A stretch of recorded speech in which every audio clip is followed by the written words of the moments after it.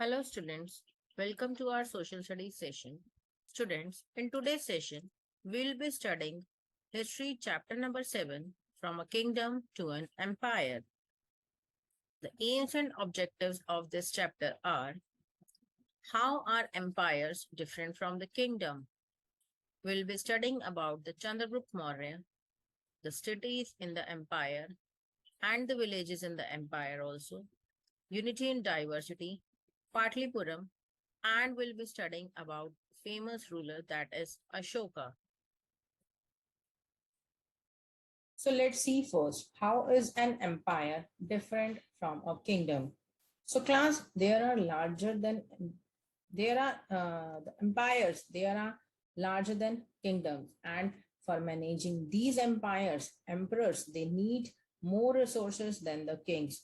They also need bigger armies. And of course, they need more officials or people who can collect the taxes. So in every way, an empire is larger than a kingdom. So there was a famous empire founder named Chandragupta Maurya. Around 2300 years ago, a famous empire was founded and whose founder was Chandragupta Maurya. And there was a wise man who supported Chandragupta Maurya was Chanakya or Kautilya. Chanakya wrote an important book named Shastra, in which he mentioned many important ideas. The modern empire was very huge and there were many cities in this empire. These include the capital cities of Patliputra, Taxila, and Ujjain. And the main capital city was Patliputra, while Ujjain, Taxila, they were the prominent capital because they lie on the important routes. As the Taxila was the gateway to the northwest, including Central Asia, same as this within the Ujjain was the route from the North India to South India. In these cities, merchants, officials, and craft persons, they all lived. So if cities were there, then villages were also there. So in villages, farmers and herders lived. And in the forested areas, people gather the forest produce and they hunt the animals also. Modern empire was so large in which all types of people were there. They belong to different regions. There is a vast diversity. Different people of different regions spoke different languages, ate different foods, and wore the different clothes. But still, there was considered a one big empire. So it was not easy to control one such big empire, and they cannot use the same strategies in all parts. So therefore, different parts were ruled differently. Patliputra was under the direct control of the emperor, and the other areas and provinces which were controlled from the provisional capitals like Taxila and the Ujjain. First, let us study about the ruling in Patliputra. Here, officials were being appointed to collect the taxes from the farmers, herders, traders, and who lived in the village or town. Officials were also allowed to punish the people who were not being obeyed the orders. Many officials got the salaries, and there are many more people were there who make the ruling more easier. First were the messengers who send messages from one place to another. Second is the spies. Spies plays an important role. They kept an eye on the officials. And last, royal family and senior ministers. They helped the emperor in supervising the things. The other areas which can't be controlled from the Patliputra, they were being controlled from the provisional capitals of Taxila and Ujjain. In these areas, some amount of control is done from the Patliputra. They send their prince of the royal families to the governors. Their local customs and rules were being followed. Now, the area which were being controlled from Patliputra, Taxila, and Ujjain, there was a vast area between these centers. The Mauryans tried to control over them also. How? Through roads and rivers, as they were very important for the transport, and whatever resources they were available, they are going to collect as taxes or tribute. For example, from the book Arthashastra, we know about that the northwest was important for the blankets, while the South India, it was important, it was famous for its gold and the precious stones.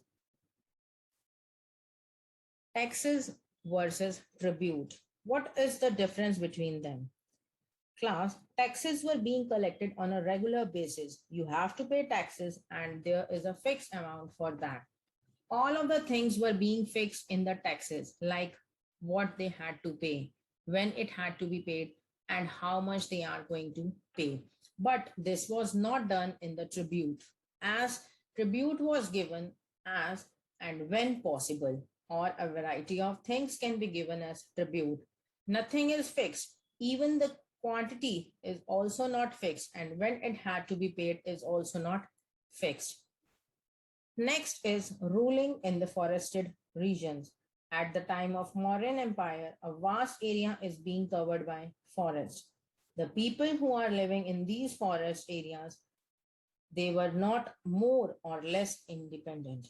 They don't have the control of the rulers over them, but they might be expected to provide elephants, timber, honey, and wax. There is another source which provide detailed information about this empire, that is Megasthenes.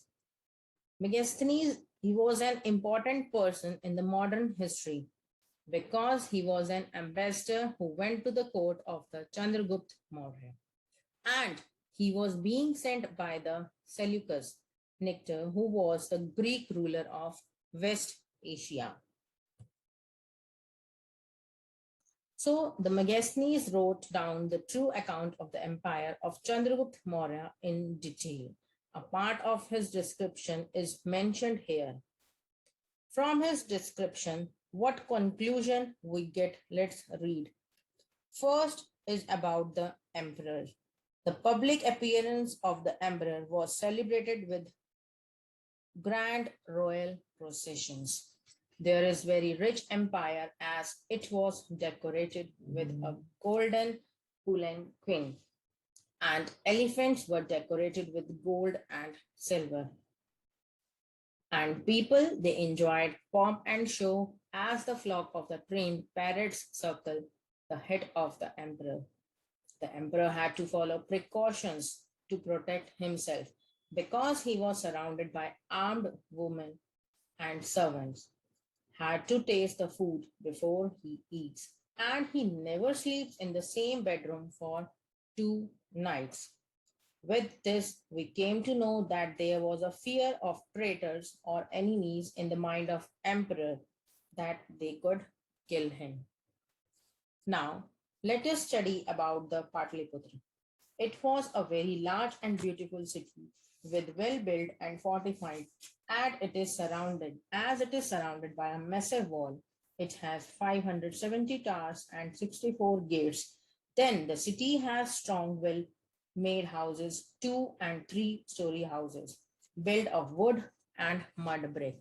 And last, there were palaces which were being made from wood and decorated with the stone carving, and the city was proper planned as it is surrounded with the gardens and enclosures for the keeping birds. So, in this way, Megasthenes gave us the detailed account of the empire of Chandragupta Maurya. Now, the next is our important ruler, which was named as Ashoka.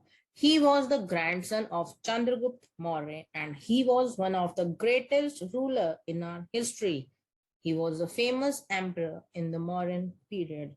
The lines that we see on our notes and coins, it was being carved in the stone and placed on the massive stone pillars at Sarnath as per the order of Ashoka. Ashoka is also important for inscriptions. He was the first ruler who tried to take his message to the people through inscriptions. Ashoka's inscriptions were inscribed on the pillars as well as rock's surface. Maximum inscriptions were in Prakrit as it was a language of the ordinary people and it was written in Brahmi script. Ashoka was also known for one more important thing, that is his war in Kalinga. Kalinga was the ancient name of coastal Odisha. Ashoka fought a war to conquer Kalinga and he won. But he was horrified by the violence and the bloodshed caused by the war. So he decided not to fight any more wars.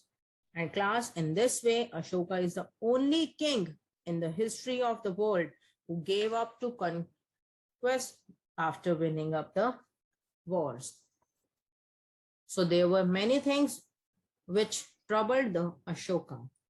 Most of the time, Ashoka thought that people in the empire followed different regions and religions, and this sometimes led to conflict. Animals were being sacrificed, and slaves and servants were ill treated. And there were quarrels within the family members and among the neighbors also. So Ashoka felt that it was his duty to solve all the queries or the problems which were going in their empire. So for this, he appointed the officials and they were known as the Dhamma Mahamatta. They went to place and teach about the Dhamma. Ashoka got his message inscribed on rocks and pillars, and his officials were going to read his message to those who could not read it themselves. He sent messengers to spread the idea about Dhamma on other lands like Egypt, Greece, Sri Lanka, and Syria. Ashoka took many other steps for the welfare of the people. He built roads, dug wells, and built rest houses. He also arranged for the medical treatment for the humans as well as for the animals also. Ashoka used to care for everything which has life. Every living being was very important for him. So Ashoka was a very wise ruler. He was the supporter of the peace. India's first prime minister, that is Pandit Jawaharlal Nehru, he also believed that Ashoka's instructions, they are still relevant and we can learn a lot from them even today. So there was a famous sculpture of modern period and it was known as the Rampurva bull. It was polished stone sculpture of the bull and was a part of modern pillar which was found in the Rampurva, Bihar.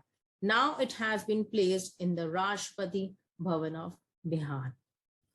Now let us come to the script. Modern Indian scripts, they have developed from the Brahmi scripts. This change has happened over the years of hundreds. An example of a letter A is written in different scripts. In early Brahmi, it is written like this: Devanagari, Bengali, Malayalam, and the Tamil. So students, now let us look at few questions with the help of this slide. Very short question answers. Question number 1, who was Chanakya?